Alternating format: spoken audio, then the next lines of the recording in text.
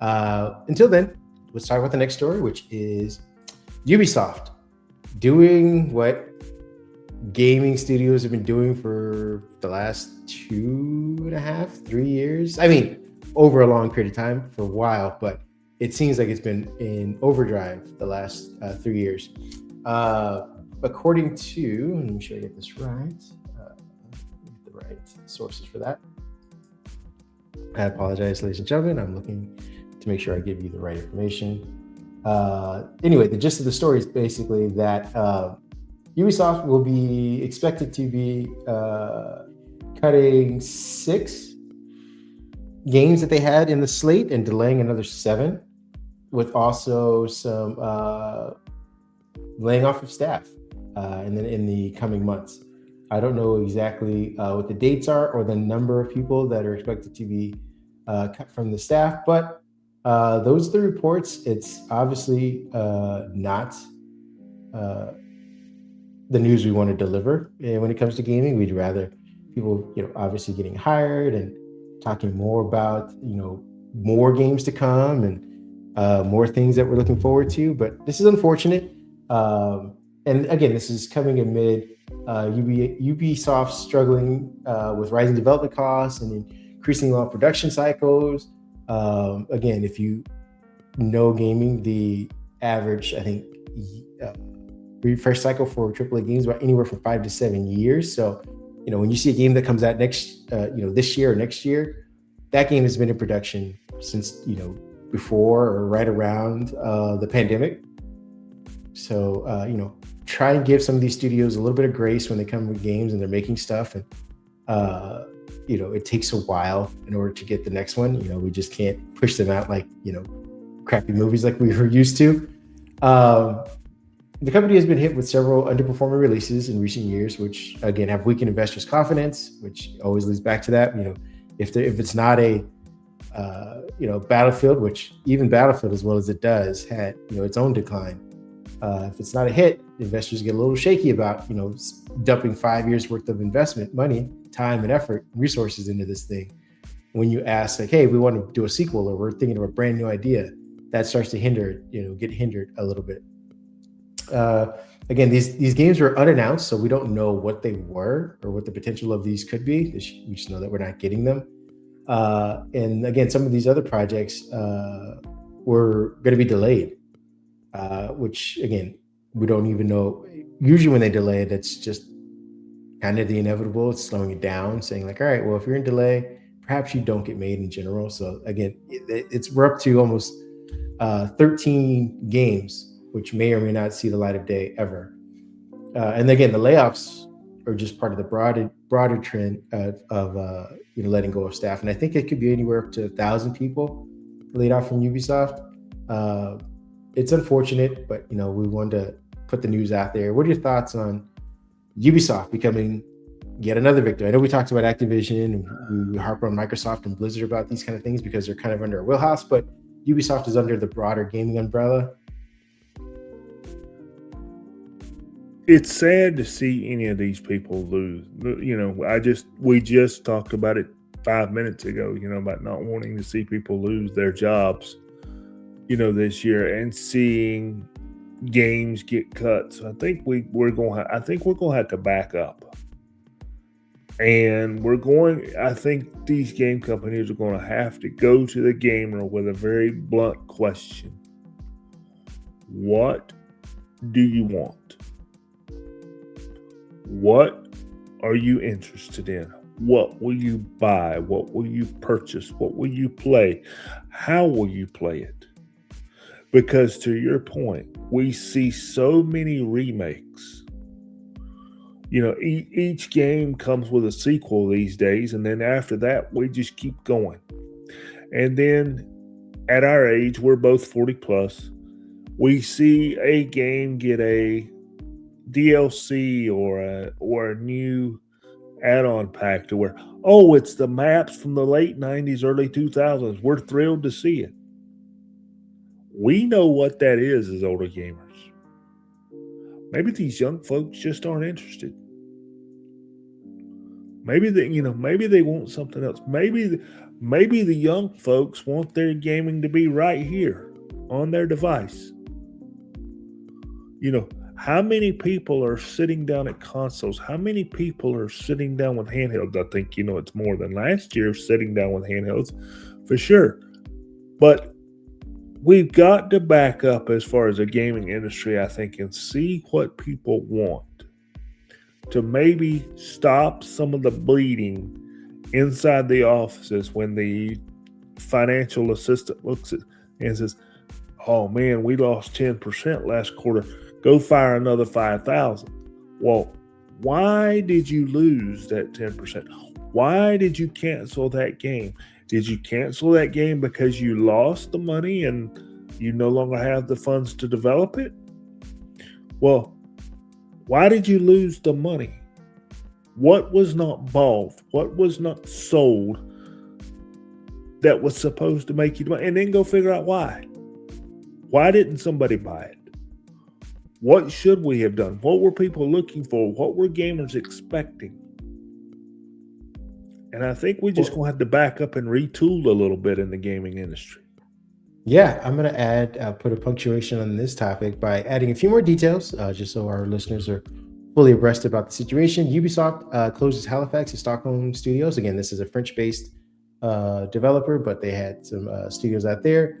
And the CFO, Frederick Duguet, I believe, he told Gaming Industry Biz, again, that their series of layoffs resulted in cuts to the division maker, Massive Entertainment Studio, which is currently working in Division 3. Hopefully that will make it to the light of day, because I really enjoyed the Division in Division 2, but it's lost its executive producer. Ubisoft Abu Dhabi and Redlix were some of the other teams that were shuttered. I think there was an interview given to VGC where they said some other big projects will be leaving the company. And again, this is all part of, their major reorganizing. But I think they were saying that some of the delays will also be in the Assassin's Creed, Far Cry, and Rainbow Six areas. So again, I don't know if these are DLC releases in general or if these are all new games. Ghost Recon, Splinter Cell could be amongst the mix, but we're not certain about these. Those are some details for this story. And again, the goal is to save about $100 million if they can with all of these cuts. I don't know if they're going to, but that's just some of the details. Moving on to our next story. Here's hopefully some good gaming news. This is Xbox kicking off its Developer Direct showcase yesterday. So go over that. I think you were watching it live. Yeah. I was jumping in and out of that one. Yeah, I watched the whole event from start to finish, and overall I thought the event was pretty good, and I think it's a good way that we use to highlight some of these indie developers and some of these smaller developers. And we also kicked off the gaming anniversary of Xbox. Let's see, we're at 25 years, right? So, yes. Yeah, we're celebrating the 25th anniversary of the Xbox. And to get us started, I'll go over briefly what we had. We had 4 titles that were shown at length, and we have Forza Horizon 6. We're moving Forza Horizon 6 to Japan with one of the largest maps ever, one of the largest vertical maps ever, with diverse biomes and seasonal changes that drivers and racers will go through. We're seeing changes to time trial and time track with the addition of drag racing. So some of our, Forza Motorsport kind of got the boot last year, and it's glad to see that Forza Horizon 6 and the series Forza Horizon is going strong. I personally enjoy that game. I enjoy being able to just sit down and drive per se. You don't necessarily have to do much of anything. You can just sit and drive and enjoy the scenery, and I think that's a little bit of a big deal. Now, another one we have for the Fable fans out there, we've got the next iteration of Fable.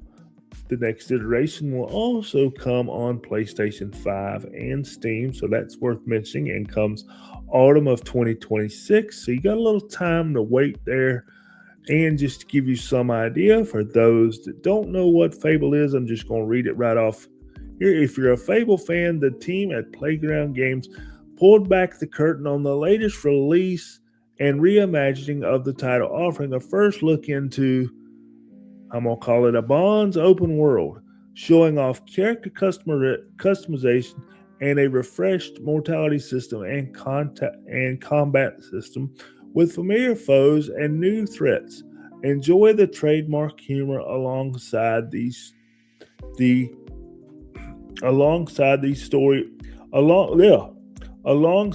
choice-driven storytelling. There we go. And that will arrive again autumn of 2026. Let's see, what else did we have? We had Game Freak. That was a neat one. Game Freak kicked off the Developers Direct event, looking into Beast of Reincarnation. Just that name sounds interesting. It's an action RPG in the haunting future of Japan. So it's the second title to take us back to Japan. Players follow Emma, and afflicted by a mysterious blight and love for her canine companion, Ku. It is a fast-paced, time-compact game. Kind of reminds me of a little Mortal Kombat with maybe a little bit of civilization to it. That one will be coming day one to Game Pass. That one comes later this spring, early this summer, so you'll have that one to look forward to. And let's see, what else do we have? We got one more in here. We got Killen. I hope I'm saying that right. Kiln. I'm gonna call it Killen. Slated for spring of 2026. It is a creative online party brawler. Yes, you heard that right. Now get this. I got some chuckles out of this. I think you guys might as well.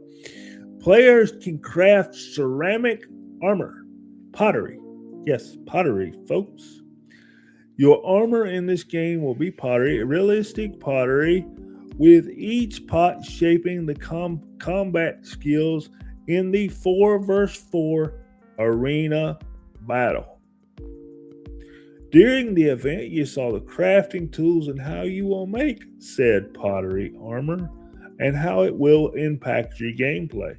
I want to check this title out, so I'm going to be on the lookout for the closed beta that will launch this spring before the game hits us late summer, early fall of this year.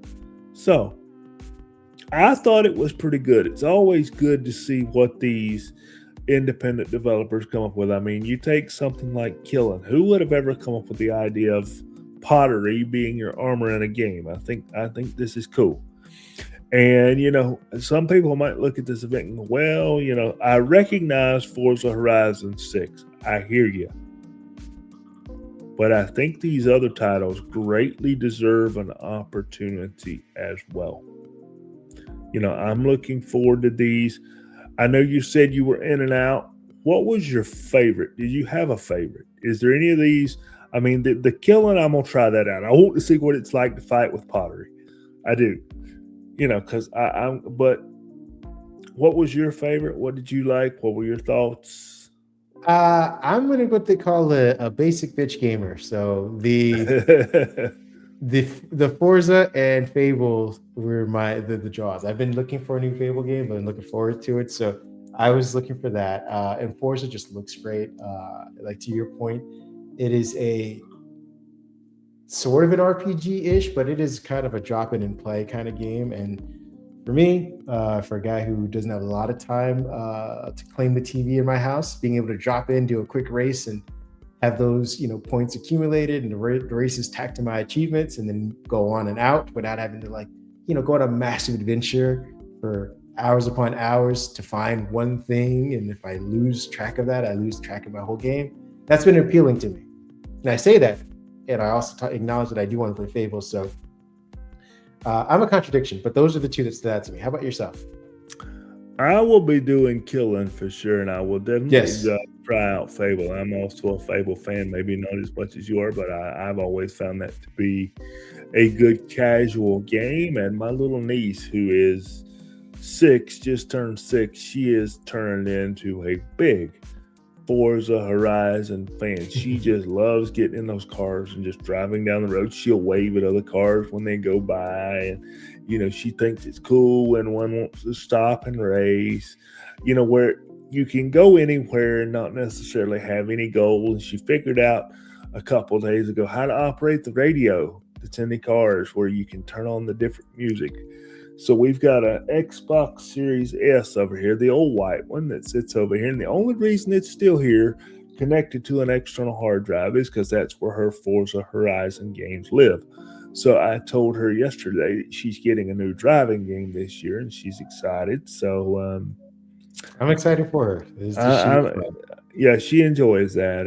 That's why one of the reasons she comes to Uncle Dave's house. She doesn't know yet all the buttons and whistles of how to turn the Xbox on, but she'll tell Uncle Dave, I'm going to play Xbox, come turn it on. You'll turn it on, start the game for her, and she's good to go. There you go.